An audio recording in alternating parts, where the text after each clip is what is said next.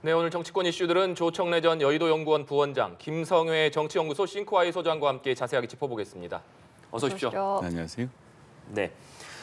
민주당이 지난주 금요일에 이어서 오늘 또다시 이상민 행안부 장관의 파면을 촉구했습니다. 이 국정조사를 여야가 합의한 이후에 민주당이 이상민 장관 파면 카드를 꺼낸 이유, 먼저 원장님 어떻게 좀 보고 계십니까? 이태원 참사 이후에 민주당은 국정조사에 사실 올인을 해왔습니다. 네. 그러니까 장외투쟁 운운하고 뭐 실제로 서명도 했었고요. 그거는 뭐냐면 국정조사가 국회 본회의 통과하자마자 이상민 장관 뭐 그 이후에 바로 특검 얘기를 하고 있는데 전국을 민주당의 의도대로 끌고 가겠다는 의지를 보인 것이고요. 그다음에 원래 여야 합의가 예산안 통과 이후에 국정조사하기로 했지 않습니까? 네. 지금 예산안 통과가 조금 시간이 걸릴 걸로 보여지잖아요. 그러니까 예산안이 통과될 때까지 그 공백을 메우는 정치 공세를 하겠다는 뜻입니다. 결국은 이태원 참사를 정쟁의 도구로 활용하겠다는 민주당의 본래 의지를 드러낸 거다 이렇게 봅니다. 네. 예. 역대 국가적 참사가 있을 때 정부가 어떻게 대응했는지를 좀 볼 필요가 있겠는데요. 93년에 서해 회료 사건 때는 황인성 총리가 당일에 지금 사의를 표명을 했고 교통부 장관 등이 8일 이후에 경질이 됐습니다. 네. 상품 붕괴 때 말할 것 없이 부시장 한 달째 경질이 됐고요. 김영삼 대통령도 20일 만에 사과를 하신 바 있고요. 대구 지하철 참사 때도 대구 지하철 공사 사장이 사고 일주일 후에 경질이 됐거든요. 네.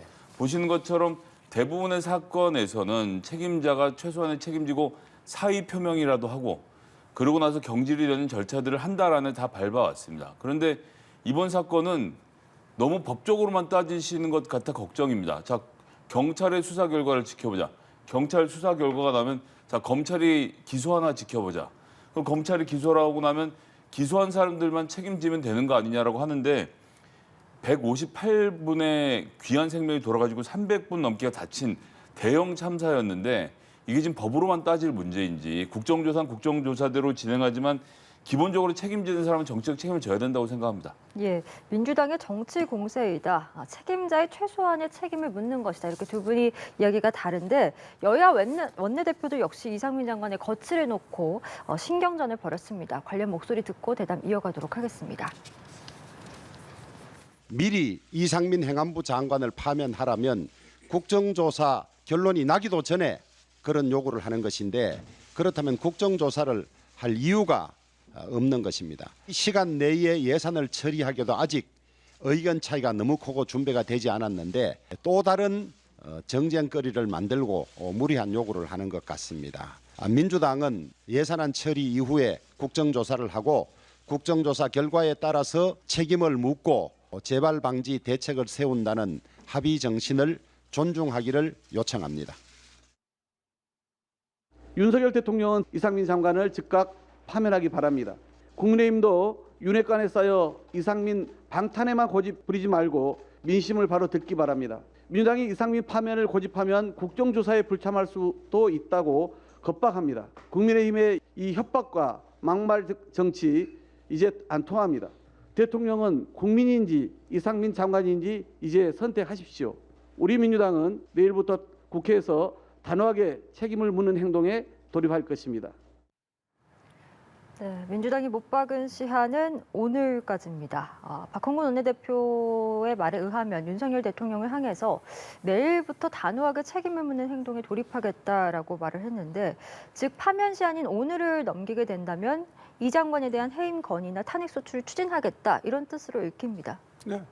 국정조사가 본회의에 통과되자마자 이걸 들고 나왔을 때는 이미 이제 전략적으로 혹은 전술적으로 해임 건의안이라든가 탄핵 소추까지 염두에 두고 가는 거 아니겠습니까? 국정조사 자체가 우리가 여러 차례 얘기했지만 강제 수사권이 없기 때문에 결국은 언론에 나왔던 내용을 재탕 삼탕하면서 정쟁으로 가거든요. 그래서 이게 시작도 하기 전에 파면을 요구하는 것은 결론을 내놓고 가겠다는 뜻입니다.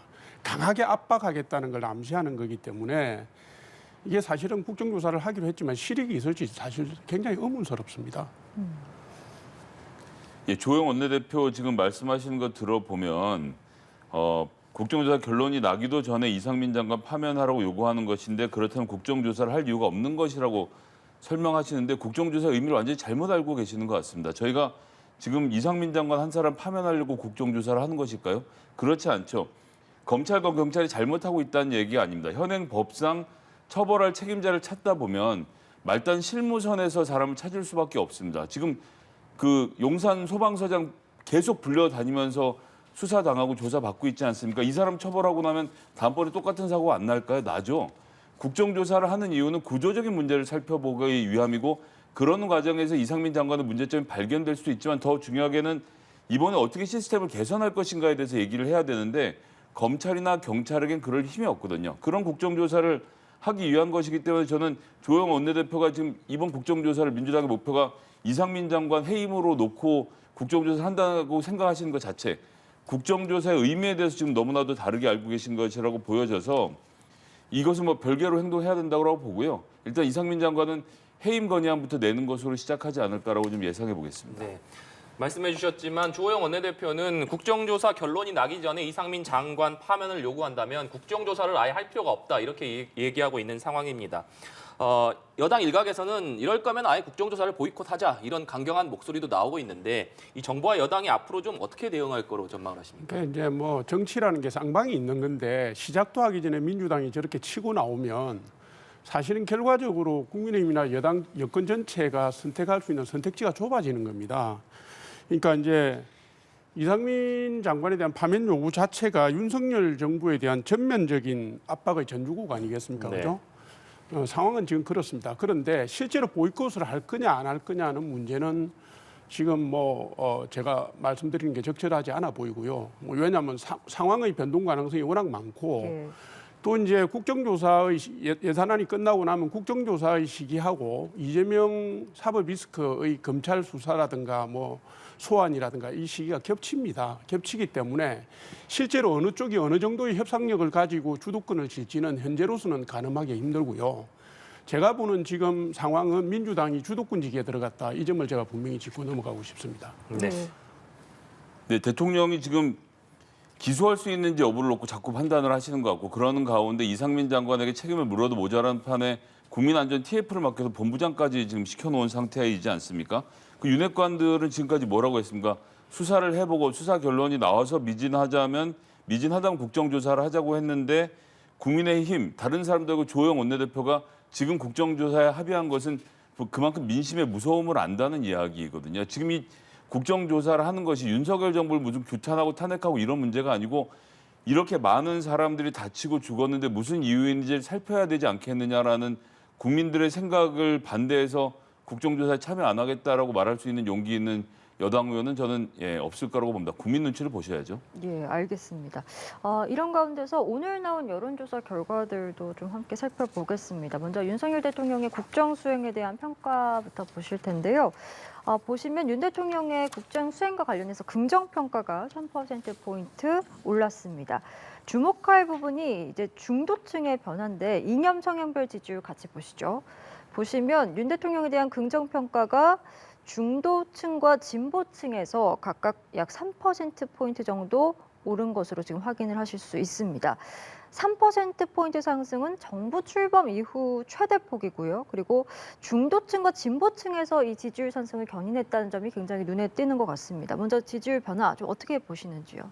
지금 말씀하신 것처럼 리얼미터 조사가 중도층에서 각각 3%, 무당층에서 3% 뛰었고 전 연령층에서 소폭 상승을 했거든요. 그러니까 이거는 뭐 제가 볼 때는 제일 큰 이유는 이태원 참사 국정조사 합의가 중도층, 무당층에 영향을 미쳤을 거라고 보고요. 그다음에 민주당의 김의겸, 장경태 의원의 거짓 과장 행보들이 있지 않습니까? 그 부분에 대한 반작용도 있다고 보입니다. 그리고 지금 윤석열 정부와 국민의힘 전체를 볼 때 여권 전체가 상대적 안정기에 들어갔습니다. 큰 악재 없이 초기에 대형 악재들이 많았는데 상대적으로 안정되고 있는 분위기가 이게 전체적인 분위기에 영향을 미쳤다 이렇게 저는 평가합니다.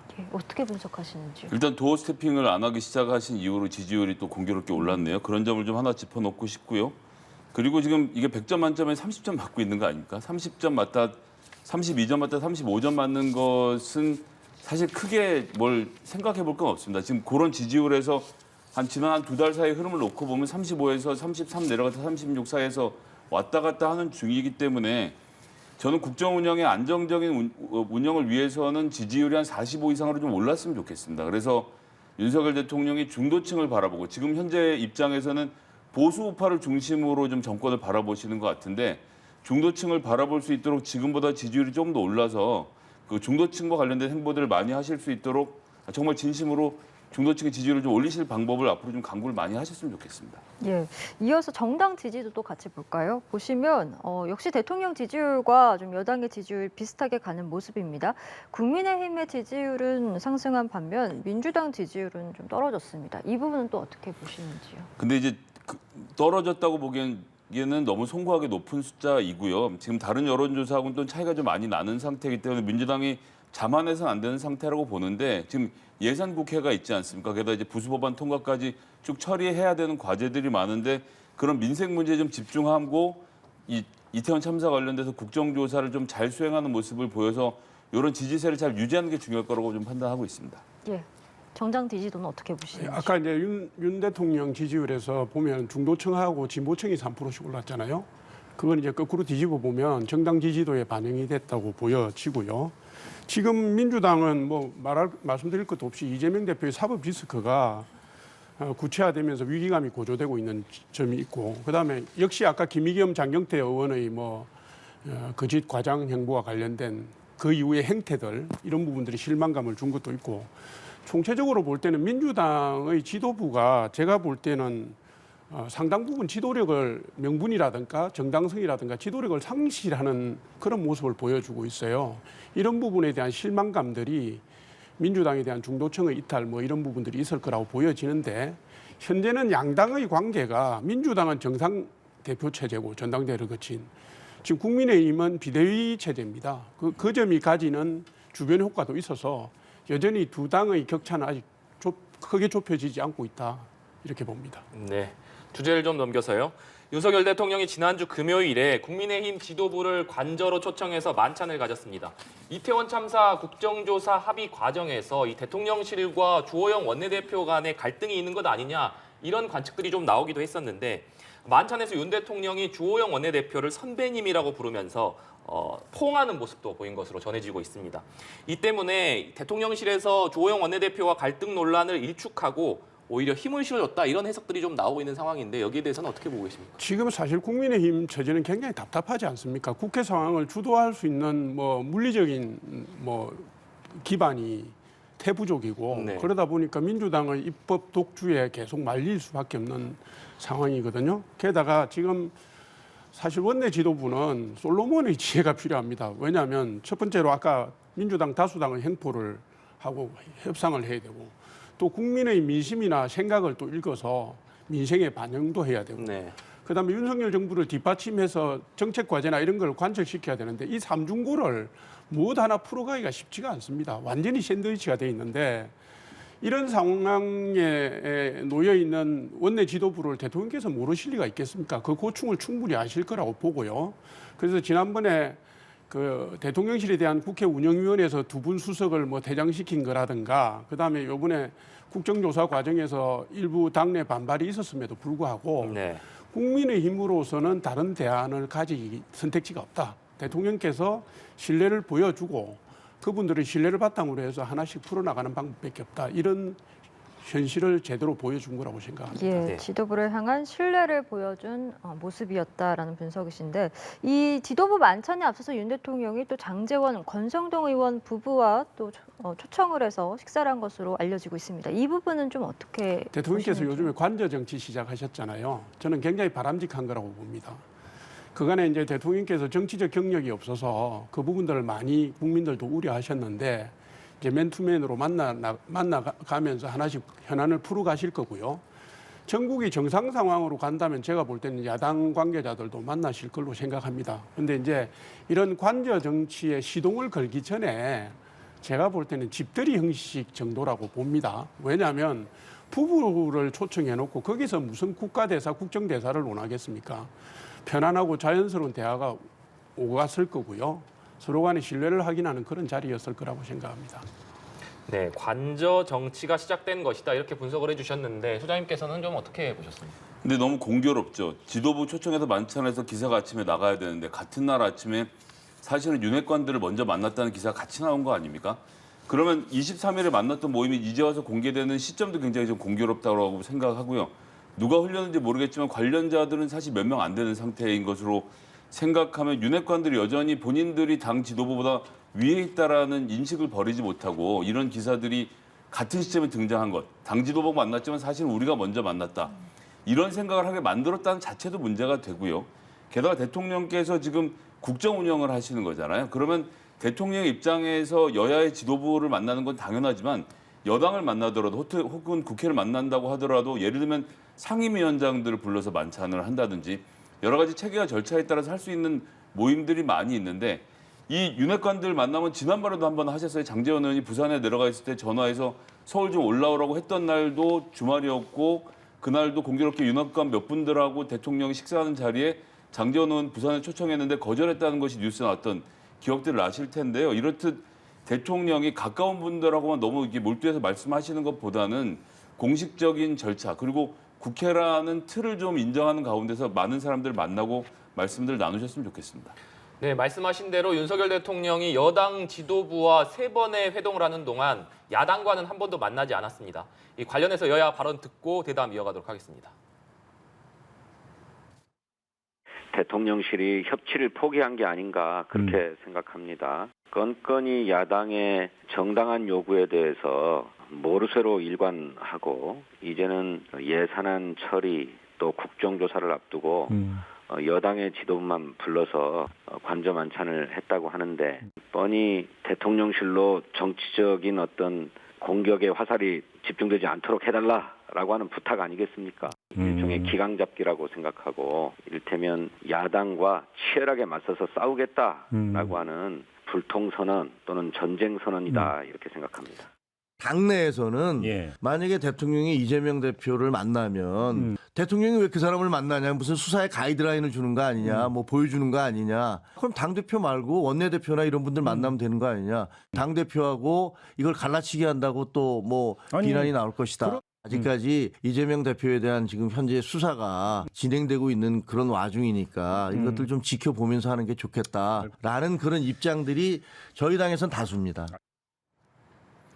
네, 그러니까 민주당에서는 협치를 포기한 것이다 이런 평가가 나왔고 국민의힘에서는 이재명 대표에 대한 수사를 일단 지켜본 뒤에 만나는 게 좋다 이런 입장을 내놨습니다. 이런 부분에 대해서는 어떻게 좀 생각하십니까? 아니 그건 뭐 저기 이재명 대표가 당 대표 되신 지가 3개월 정도 됐습니다. 네. 그러니까 대선 패배 이후에 국회의원 되시고 당 대표 되시고 당헌 80조 개정 문제 가지고 한참 시간을 끌다가 삼중 방탄을 완성한 게 그 3개월에 들어가 있고요.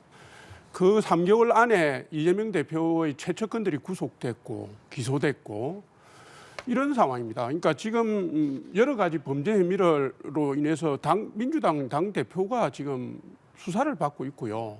지금은 뭐 대장동 배임 혐의뿐만 아니라 뇌물, 뭐 정치자금 이런 걸로 해가지고 금융계좌 추적까지 당하고 있는 상황인데 이런 상황에서 지금 누구라도 그렇지 어떻게 지금 대통령께서 야당 대표를 만날 수 있겠습니까? 만약 만나신다면 그거는 수사에 대한 검찰 수사에 대한 가이드라인으로 곡해가 될 수가 있다 이렇게 봅니다. 그래서 그리고 지금 뭐 이재명 대표가 조작 수사라고 상황을 단정하고 그 뒤에 윤석열 대통령이 있다고 끊임없이 공격하고 있잖아요. 이런 상황에서 물리적으로 만난다고 해서 무슨 협치가 되겠습니까? 제가 볼 때는 최소한의 정치적 도의적 책임도 민주당이나 대표가 안 지고 있거든요.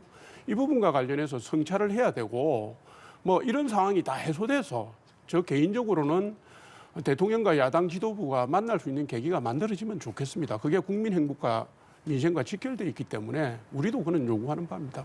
예. 저는 진작 만났어야 된다고 생각하고 무슨 이재명 대표하고 1대1로 회동을 하는 것이 아니라 여야 당대표들 만나면 충분히 할 수 있었던 상황이었고요. 지금 윤석열 후보에서 당선자가 되신 게 3월이고 지금 8개월이 지났습니다.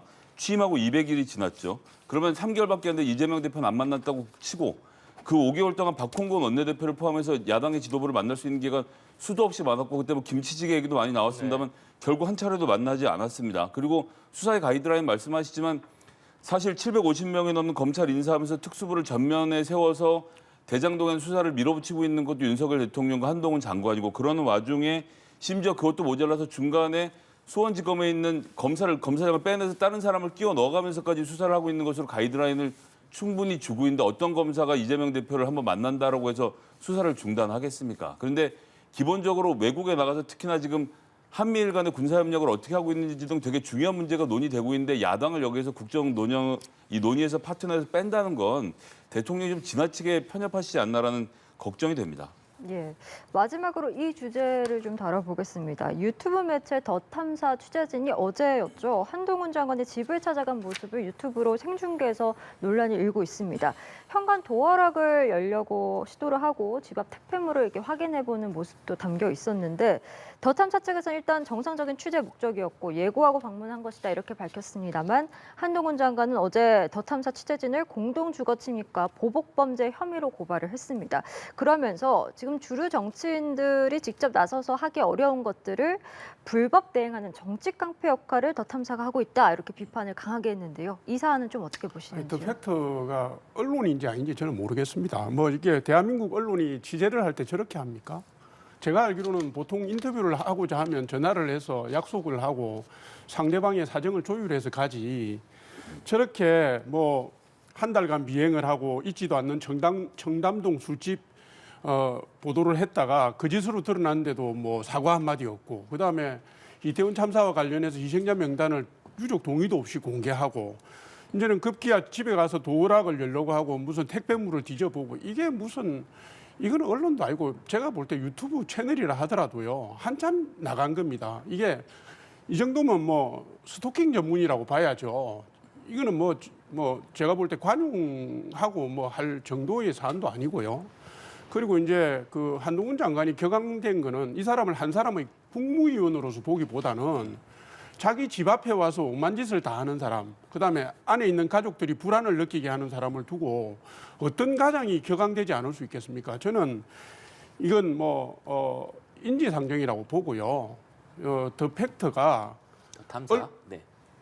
더 탐사가 죄송합니다. 더 탐사가 언론으로 거듭나기 위해서는 성찰하고 반성하고 하든지 아니면은 간판을 내리든지 해야 된다고 생각합니다. 네, 한참 나간 행위다 이렇게 비판을 해주셨는데. 일단 더 탐사가 33년 만에 언론사로서는 압수수색을 당했던 89년에 한겨레 신문 이후로 처음 있는 일입니다. 이게 처음에 시작하면 더 탐사는 유튜브 매체니까 괜찮지 하시겠지만 그다음에 MBC를 전용기 안 태우는 방식으로 보복을 했고 그다음에 이 정권을 감시하려는 언론 매체 어떻게 나올지는 앞으로 또 봐야 되는 문제가 하나 있고요. 게다가 한동훈 장관이 스토킹으로 신고를 하고 고발 조치해서 지금 막 검사들과 경찰들이 맹렬하게 쫓고 있는 것은 글쎄 많은 언론들이 공인에 대해서 몇 달씩 쫓아다니면서 탐사, 추적, 취재 보도를 여태까지 해오지 않았습니까? 근데 전 스토킹으로 고발하고 법적 조치라는 건 이번에 처음 보거든요. 이런 행위가 한동훈 장관이 꼭 취했어야 되는 행위인가? 공인으로서 그 정도는 감내했어야 되는 거 아닌가라는 점을 먼저 짚어놓고요. 그럼에도 불구하고 생중계를 통해서 집옷 등이 공개되는 과정까지 드러내면서 취재하는 것은 정상이었다고 보기는 좀 어려운 것 같습니다. 알겠습니다. 저희 오늘 두 분 말씀은 여기까지 듣겠습니다. 지금까지 조청래 전 여의도연구원 부원장, 김성애 정치연구소 싱크와이 소장과 함께했습니다. 말씀 고맙습니다. 맞습니다. 감사합니다.